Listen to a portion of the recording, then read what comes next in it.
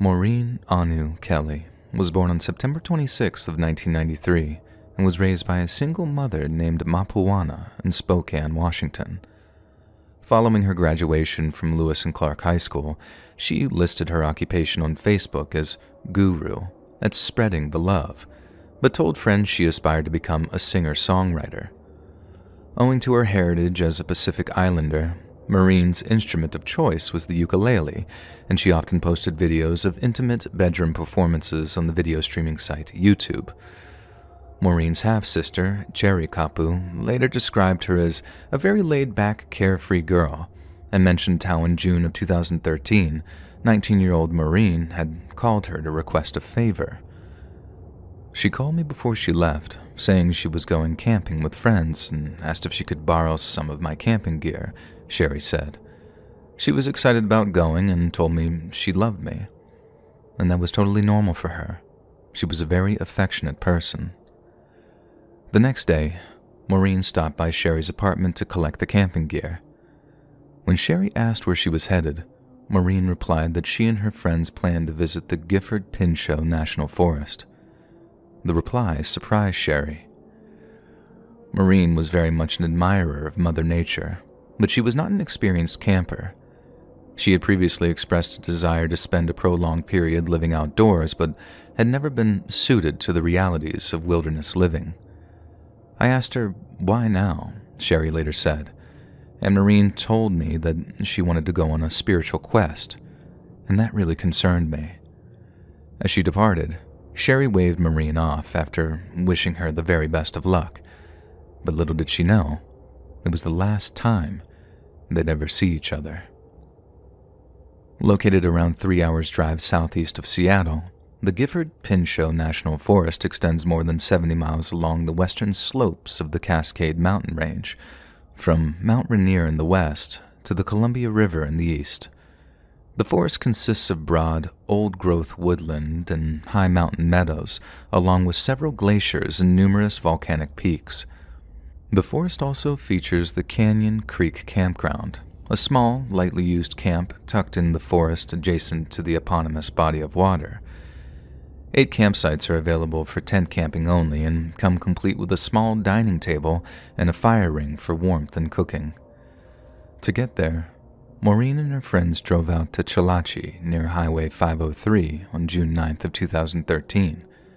From there, they traveled east on Road 54, then turned down a series of small back roads until they reached Canyon Creek. They found the campsite, along with the trail that led to it, completely unmaintained, but Maureen's companions were experienced campers and set about making the area much more comfortable for themselves. The group set about clearing away all the fallen pine needles from the camp stove and table, then, after setting up their tents for the evening, they enjoyed a small campfire dinner. Yet following their meal, the group noticed that Maureen's behavior took a turn for the bizarre. Her fellow campers were well aware of her desire to embark on some kind of spiritual journey, but had no idea what that entailed. So when Maureen approached her tent and began to strip, completely naked, her companions were nothing short of flabbergasted. By the time she was ready to begin her spiritual journey, Maureen was barefoot and wearing nothing but a small fanny pack containing a knife, some matches, and a compass. Her friends advised her against heading out into the woods in such a state of undress, but the 19-year-old insisted. She reassured her companions that she wouldn't walk too far and would be back by midnight at the very least, as well as insisting that her state of undress was essential to the completion of the aforementioned journey. And so, with trepidation, Maureen's friends watched her disappear among the trees, and never to be seen again. When midnight came and went, and Maureen failed to reappear, her friends began to panic. They fanned out into the darkness of the woods, flashlights in hand, and called out to their missing companion, but there was no reply to be heard. Unable to rest while Maureen remained unaccounted for, her friends contacted the local sheriff's department to report her missing.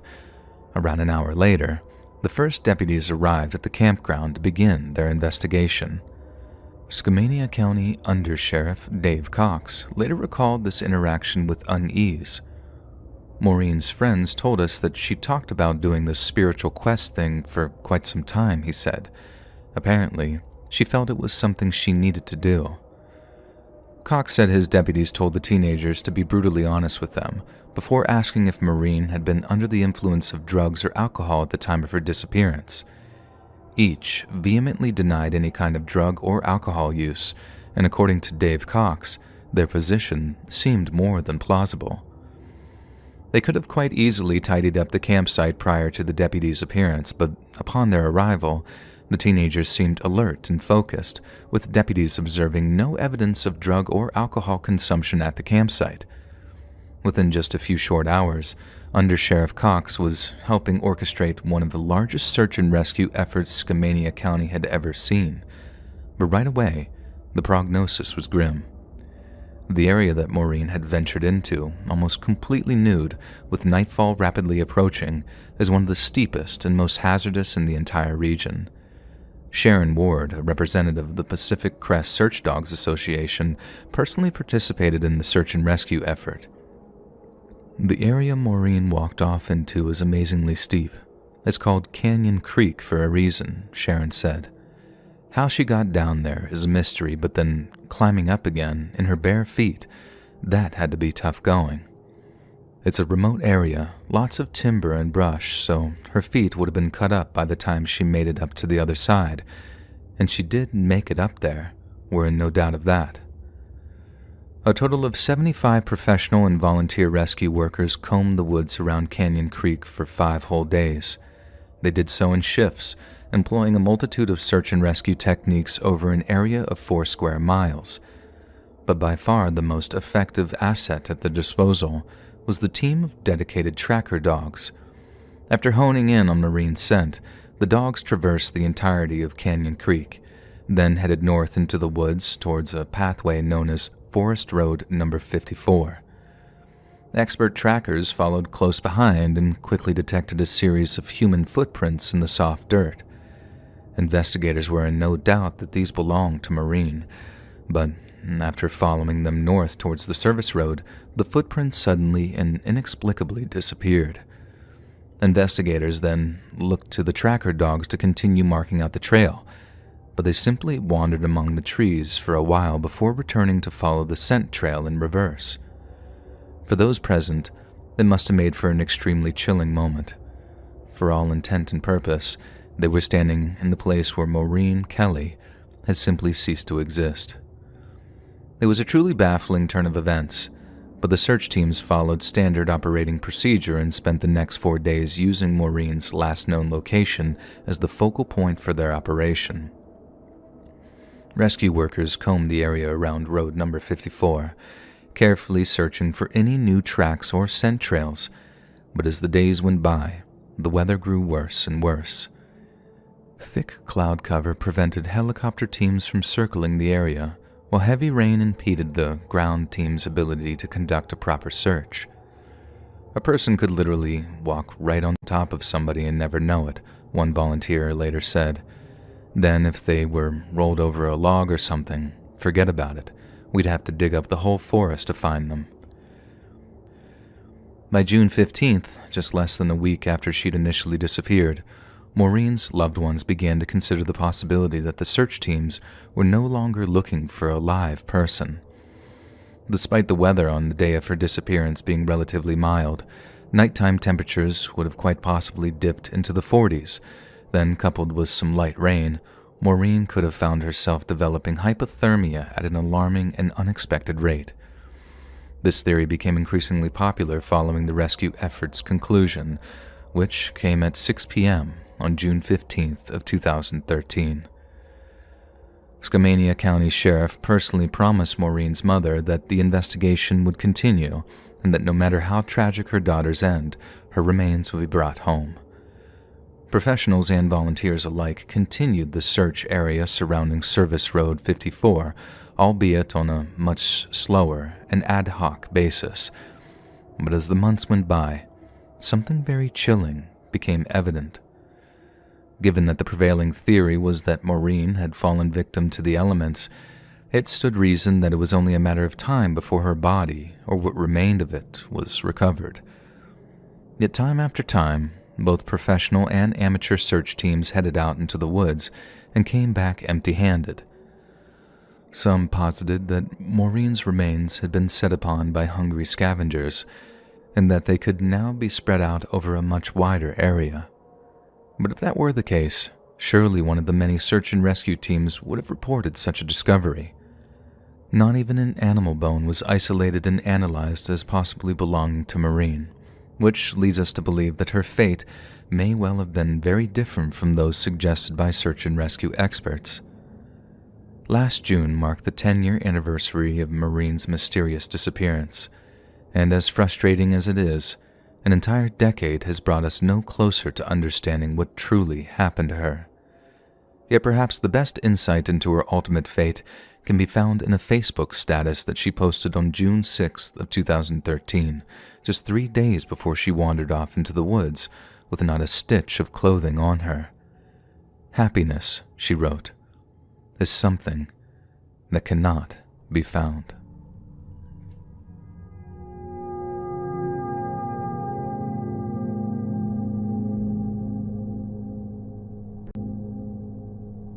Born on September 2nd, 1965, Andy Puglisi grew up in the small city of Lawrence, Massachusetts. By the time he was 10 years old, Andy resided with his mother and stepfather at the Stadium Housing Projects in South Lawrence, named so because it lies in the shadow of the city's Veterans Memorial Stadium. Residents remember the housing project as a fine place to grow up, a short walk from the Sean Sheen Ballpark and Stadium Plaza Shopping Center. There was plenty for little Andy to occupy himself with when he wasn't at school, but perhaps his favorite place to hang out was the public swimming pool just across the street from his apartment building. Around noon on August 22nd, 1976, Andy was paddling around the pool with a friend named Melanie Perkins. Then, just after 2 p.m., Melanie began to feel hungry. She told Andy that she would be heading home to get some lunch, but despite her family's apartment being less than 200 yards away, she professed a fear of walking home. In the end, Melanie convinced her older brother to walk her home, and she did not return to the pool that day. Around 5:45 p.m., around 15 minutes before Andy was due home for dinner, the pool's lifeguard spotted him wandering around the water's edge. However, when 6 p.m. came and went and Andy hadn't returned home for dinner, his parents went looking for him. They arrived at the pool just minutes later, but little Andy was nowhere to be found. They rushed to contact the police, but initial theories placed Andy as a runaway. Being a child of divorce, the police considered the possibility that he had run off to find his father. However, when they contacted the man, he had no knowledge of his son's location. The next day, a team of police officers, civilian volunteers, National Guardsmen, and off-duty Special Forces soldiers scoured the surrounding neighborhood equipped with sniffer dogs and portable CB radios. The search was then expanded to the city dump, while specially trained divers dredged the bottom of the nearby Shawsheen River. But perhaps the area of the most interest to search teams was the wooded area adjacent to the public swimming pool. Some theorized that the woods would provide cover for anyone who wished to prey on the swimming children. It would also serve as a concealed passageway to the nearby Blue Star Memorial Highway. Additionally, there is a much larger wooded area across the highway, which extends all the way to the residential areas of neighboring North Andover. These wooded areas were extensively covered by sniffer dogs and off-duty Green Berets, but there were no signs of any struggle or scent trails. However, as one of the Green Berets pointed out, if Andy had been abducted right after getting out of the swimming pool, there was very little chance the sniffer dogs would be able to pick up his trail. Either he had been snatched up by an intelligent, predatory, and extremely dangerous individual, or something much more terrifying and inexplicable had occurred. Just 6 days after Andy was declared missing, law enforcement scaled down the search, and Andy's family was forced to face the heart-wrenching reality that he might never return alive. A week later, a man by the name of Wayne Chapman was arrested in Waterloo, New York, on suspicion of impersonating a police officer. Inside his van, law enforcement discovered indecent images of children, maps of wooded areas, duct tape, high-end camera equipment, and a single blood-stained child's sock. When confronted with the overwhelming evidence of his guilt, Chapman confessed to violating 2 young boys, with both assaults occurring in Andy Puglisi's hometown, Lawrence, Massachusetts. Yet despite being considered a prime suspect, Chapman was never arrested or charged in relation to Andy's disappearance, and that's because, despite the mountain of forensic evidence, there was nothing that directly linked him to Andy's case, and this is where the theories get weird. In 1998, Andy's old friend Melanie Perkins rounded off 7 years of hard work by releasing the documentary film Have You Seen Andy? The feature-length documentary explores the events of that fateful August afternoon and re-examines facts surrounding Andy's disappearance. It is a thoroughly well-researched film, and in the process of creating it, Melanie discovered something truly shocking. According to the case files, police have estimated that there were at least 5 known predators in the vicinity of the public pool on that day Andy vanished, one of whom stalked a school bus full of children with the intention of snatching one. But perhaps the most mysterious and chilling of all the film's testimonies comes from 2 local men named Alan and Tony, who were children during the late summer of 1976. Around a year or 2 after the events of that late August afternoon, Alan and Tony were walking through the woods behind the same public pool from which Andy disappeared when they made a startling discovery. Set into the forest floor, maybe 50 feet away from the public path, was a large, perfectly rectangular hole in the earth. It had flat sides and a flat base, the men claimed, almost as if something large had been removed from it, like a chest or coffin. When they returned 2 days later, the hole had been filled in again, and so effectively that it was almost impossible to discern its original location. Neither believed it was connected to the Andy Puglisi case, but when they heard about the documentary, they decided to finally break their silence. In the documentary, Melanie mentions how she once heard rumors of a forensic dig site in the woods behind the public pool and believes that this is what the 2 men had encountered. Alan and Tony disagree. The men claim that the deep pit appeared to be perfectly cut out of the earth, as if by a giant cookie cutter. There was no police tape, no shovels or picks, and no attending police officers to warn them away from an active crime scene. But most importantly, there were no piles of displaced earth surrounding the hole.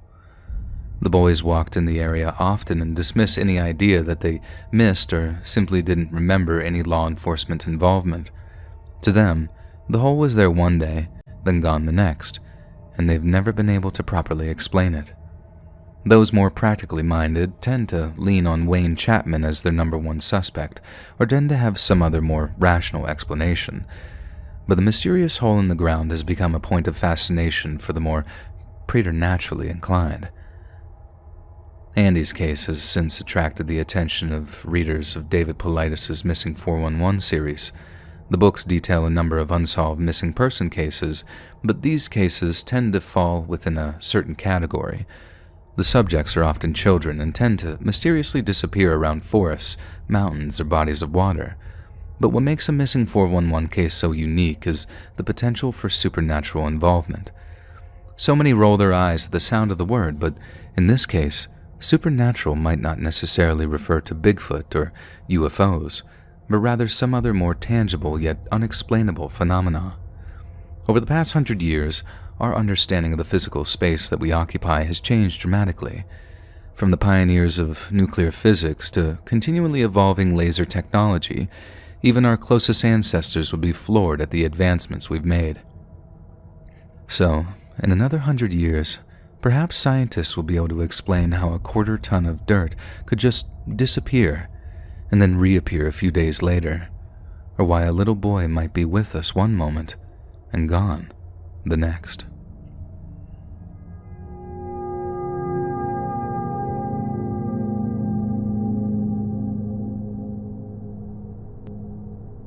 Derek James Engbritson was born on July 5th of 1990 in the small city of Klamath Falls, Oregon. He was an intelligent but shy young man with a love of the outdoors, and he had brown hair, dark eyes, and a bright smile.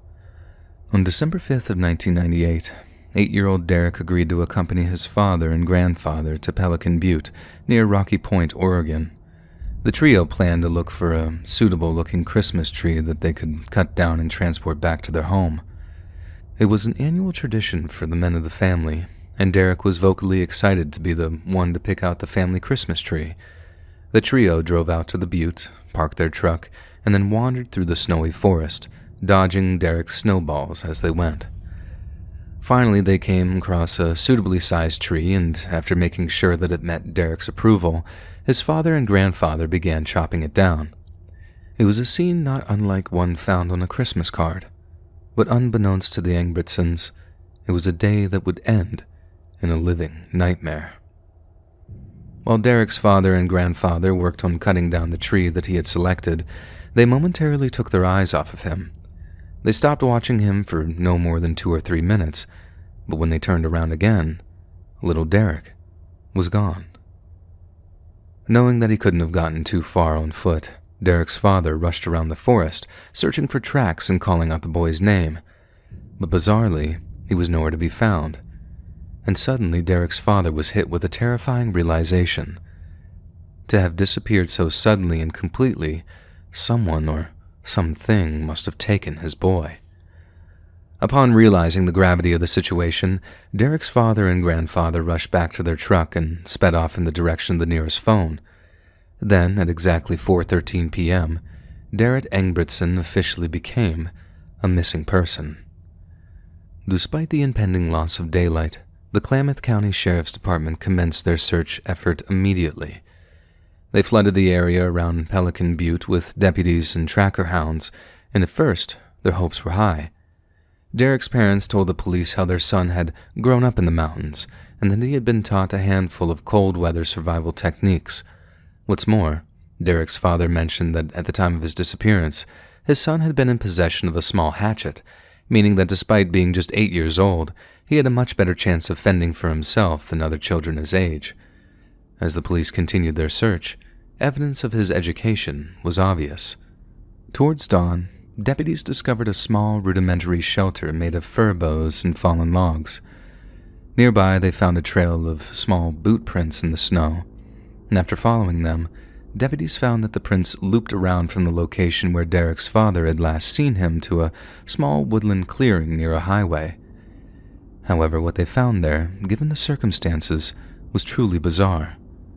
It was a snow angel, and as you might imagine, it raised a lot of questions. Since these were the only tracks found in the area, it stood to reason that they belonged to Derek, but it made no sense why he would suddenly stop to make a snow angel. There was no way he could have covered that amount of ground in the period of time his father had stopped paying attention to him, and a lost and panicked child would not be in the mood to play around in the snow. Suggestions that the snow angel was evidence of a physical struggle were dismissed because it was too well formed to be anything but deliberate. Police then tried to continue following the small boot prints, but a sudden blizzard made their efforts extremely difficult. Once the blizzard had subsided, the search resumed. Additional sniffer dogs were dispatched to Pelican Butte, and a number of Civil Air Patrol planes joined search and rescue helicopters in scanning the area from the skies. Unfortunately, not a single trace of Derek could be found, and just 8 days later, the search was called off. Derek's family continued their investigation independently of law enforcement for quite some time, but came up with nothing. They were later joined by hundreds of civilian volunteers from all over North America, but once again, no progress was made. Then one day, a member of the public approached the police with some alarming information. On the day of the disappearance, they claimed to have witnessed a man struggling with a young boy in the area where Derek vanished.